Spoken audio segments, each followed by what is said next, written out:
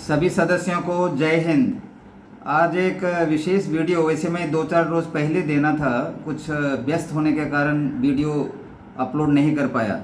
और जो 5 मई 2024 को 7 आसाम राइफल में जो फंक्शन हुआ था, एनिवर्सरी हमारा JNK का जो ऑपरेशन का, जिसमें 7 आसाम राइफल के 1 JSU 14 अदर रैंक्स ने एक ऐतिहासिक जीत हासिल की थी, जिसको आज तक जो है सरपास नहीं किया गया है।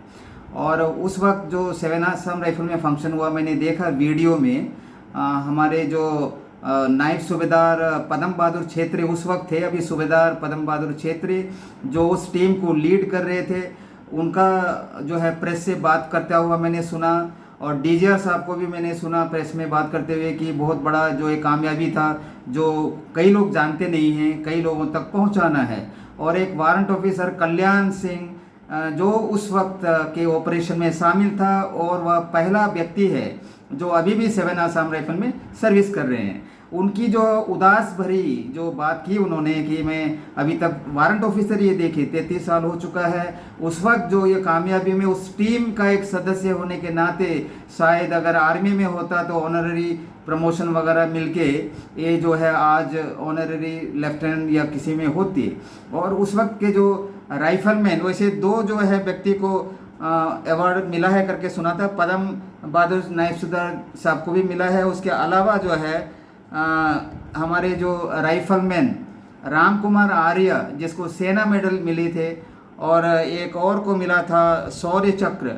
और कहने का अर्थ ये है, देखिए जो उस वीर नारी ने भी उस फंक्शन में जो 7 आसाम राइफल घासपानी में हुआ था, हाजिर हुआ था उन्होंने, लेकिन वो चला गया वहाँ से। फिर मैंने उनसे बात किया कि आपका पर्सनल कोई प्रॉब्लम है क्या, आप खुश है वीर नारी के ऊपर, क्या आपका कोई कितने बच्चे हैं, क्या करते हैं वगैरह वगैरह करके मैंने उनको पूछा।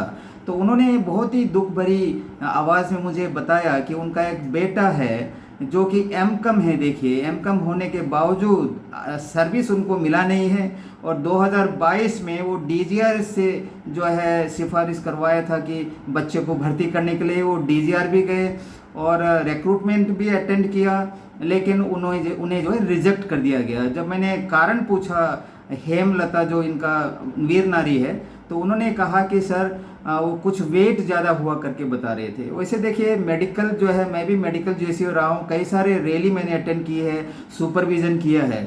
जहाँ तक वेट का संबंध है, जो 5-10 किलो ज़्यादा होना तो कम भी हो सकता है, वो कोई परमानेंट अनफिट नहीं है। स्पेशली एक बेटा जो वीर पुरुष जो जिन्होंने जो है अपना जान बलिदान कर दिया कम उम्र में, 22-23 साल का रहा होगा उस वक्त, जब बिल्कुल नया रिक्रूट से राइफलमैन बन के 7 आसाम राइफल में पोस्टिंग आया था, यूनिट के साथ गए JNK में, और इस ऑपरेशन में उन्होंने अपना शौर्य दिखाया, मृत्यु हो गया और सेना मेडल से को दिया गया इनको। लेकिन ऐसे जो व्यक्ति जिसका हिस्टोरिक, जो ऑपरेशन में कई लोगों की मृत्यु होती है, गैलेंट्री अवार्ड दिया जाता है, लेकिन असम राइफल्स का ये जो इतिहास उन्होंने क्रिएट किया, आज भी किसी ने भी सरपास किया नहीं है। ऐसे एक आसाम राइफल के जो मार्टर है, उनका बच्चा यदि आज MCOM है और काम करता है, वो ATM में पैसा फिल करने का, पैसा जो है डालने का, जिससे उनको केवल 8,000 मिलता है महीने में, तो मुझे जो है काफ़ी निराशा होती है। और मैडम ये जो हेमलता वीरनारी जी ने मुझे ये भी बताया कि DGR को उन्होंने पर्सनली रिक्वेस्ट किया था और कहा कि ये जो सेना मेडल मुझे नहीं चाहिए सर, सेना मेडल को ले लीजिए, क्योंकि मेरे परिवार जो है काफ़ी आज अफसोस में है, बच्चों का काम नहीं है, जवान हो चुका है, 30-32 साल का हो चुका है। और मैं चाहूँगा DGR साहब से कि अगर उनको पता नहीं है इसके बारे में, तो 2022 में उन्होंने ही फाइल साइन किया है करके मुझे वीर नारी ने बताया, तो उसका ऊपर थोड़ा इंक्वायरी कीजिए, क्यों, why he was rejected simply based on overweight, जो कि एक बहुत बड़ा कारण नहीं होता है। तो उनको जो है इसका ऊपर ध्यान देना चाहिए।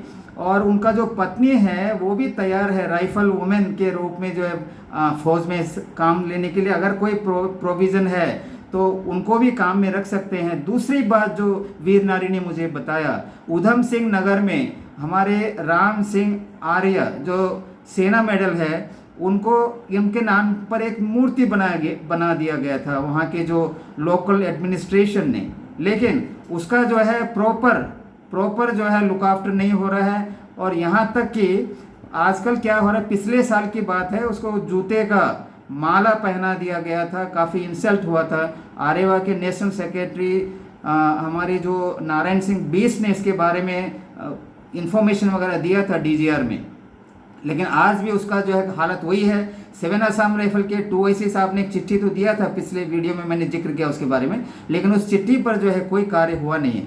मैं डीजीआर से सिफारिश या रिक्वेस्ट करता हूं कि वो जाते हैं कभी कभी देहरादून या उत्तराखंड में, जिनका गवर्नर भी पूर्व लेफ्टिनेंट जनरल साहब हैं, वो उनको मिलते भी हैं, मैंने जो है समाचारों में पढ़ा था। तो इसके बारे में, यानी कि जो मूर्ति बना दिया गया है लेकिन उसका प्रॉपर मेंटेनेंस नहीं हो रहा है, वो अपनी तरफ से एक डीओ लिखें अपने गवर्नर उत्तराखंड को, और ये सुनिश्चित करें कि वो जो एरिया है उसका प्रॉपर फेंसिंग हो, और हर साल 5 मई को जो है वहाँ पे एनिवर्सरी मनाया जाए, क्योंकि असम राइफल्स के कई सारे लोग वहाँ पे हैं जो सदस्य हैं, वो जाके 5 में केवल यूनिट में नहीं, उनके जो मूर्ति जहाँ पर स्थापित किया गया है वहाँ पर भी इस दिवस को मनाया जाना चाहिए। और जब कभी भी डीजीआर जाते हैं उत्तराखंड में, अभी जो सर्विस में या सर्विस के बाद, तो मैं चाहूँगा कि वह जो है गवर्नर को सिफारिश करें, पर्सनली डिस्कशन करें इस विषय पर, और चीफ मिनिस्टर को भी एक खत लिखें, ताकि वह जो वीर जो पुरुष है, जो सेना मेडल दिया गया था उनको, जो मार्टर हैं असम राइफल के, उनका प्रॉपर जो है उसका स्टैचू का लुक आफ्टर हो। और इसी कारण मैं चाहूँगा कि असम राइफल के डीजीआर को ये करना चाहिए, क्योंकि केवल एक यूनिट में ये जो डे मनाना, और उस वक्त ऐसा लग रहा था कि 7 असम राइफल नहीं बल्कि एक आर्मी का रेजिमेंट है। कई सारे जो है कम्बैट ड्रेस में कई सारे ऑफिसर जो है आर्मी ऑफिसर वहाँ पे थे। तो केवल यह कहना कि यह दिन को हमने प्रचारित करना है, एडवर्टाइज करना है, लोगों को बताना, और वो परिवार का जो है प्रॉपर लुक आफ्टर न करना, एक जो बेटा है उसको सर्विस न देना, यह काफ़ी जो है असम राइफल्स के जो बारे में आर्मी ऑफिसर का जो विचार है वो काफ़ी नीचा दिखाता है। और मैं चाहूँगा कि डीजीआर इस पर गौर करें। और सुनने में आया है कि 1-2 साल से हमारे असम राइफल के जो जवान को सेना मेडल से भी वंचित किया गया है, और इसके बारे में मैं अगला वीडियो में बताऊंगा विस्तार से। उस वीडियो का इंतज़ार कीजिए। धन्यवाद। जय हिंद, जय आरेवा ऑल इंडिया, जय भारत माता। Thank you.